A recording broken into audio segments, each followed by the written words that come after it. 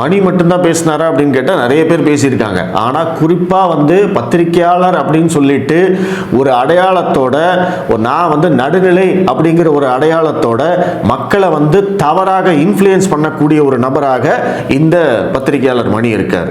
அதனால தான் அவர் பேசின விஷயத்தை எடுத்து நம்ம பேசணும். மற்றவர்கள்லாம் பேசினாங்க அப்படின்னா அவங்க வந்து திமுக ஆதரவான நபர் அப்படின்னு நம்மளுக்கு தெரியும், நாம் தமிழர் கட்சிக்கு ஆதரவான நபர் அப்படிங்கிறது தெரியும். அதனால அவங்க பேசுறது வந்து அவங்களுடைய அரசியலுக்காக பேசுறாங்க. ஆனா இவர் வந்து பத்திரிகையாளர்னு சொல்லிட்டு ஒரு பொய்யை பேசக்கூடாது இல்லையா?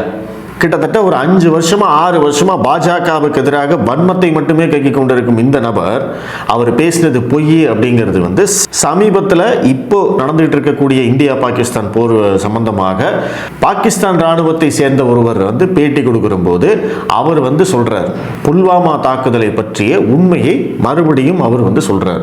புல்வாமா தாக்குதல் எங்களுடைய டாக்டிக்கல் பிரில்லியன்ஸ், நாங்க வந்து திட்டம் போட்டு அதை பண்ணியிருக்கோம், அது வந்து எங்களுடைய சாதனை அப்படின்னு வந்து இப்போ அவர் வந்து வெளியில வந்து ஓப்பனா சொல்றாரு. இது வந்து பிரஸ் மீட்ல நடந்த விஷயம். இதற்கு வந்து வீடியோ ஆதாரம் இருக்கு.